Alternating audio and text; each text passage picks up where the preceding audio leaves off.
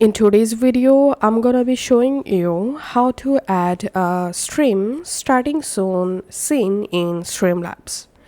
First of all, go to your browser and search for stream starting soon template, and as a search result here you get a bunch of different options to get your stream starting soon template. So I suggest to open this Canva link. In Canva, here you get lots of free and paid stream starting soon page template. You can just go ahead and pick any of the free one. So in my case, I'm just selecting this template, for example, and then clicking on customize this template. If you're first time in Canva, just sign up for free. Okay, now you directly jump into the Canva template editor. Here you can select your text and you can customize your text from this text format menu. So I'm happy with this design. I'm just clicking on share, clicking on download, and file type I'm selecting MP4 video and just clicking on download.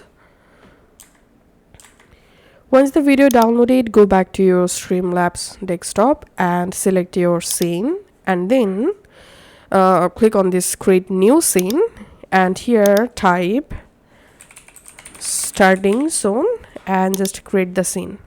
Now select the starting soon scene and under sources click on this plus icon.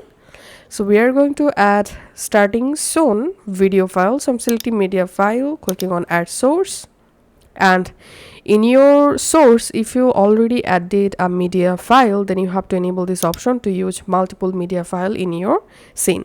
Then click on add source and click on browse, and I'm selecting the downloaded file, and I'm just enabling looping option, clicking on close, and we can see the starting soon scene successfully created. Now just select the starting soon scene, and to switch or start your live stream, you can select your main scene just like this. So this is how you can actually add a stream starting soon scene in our Streamlabs. Thanks for watching.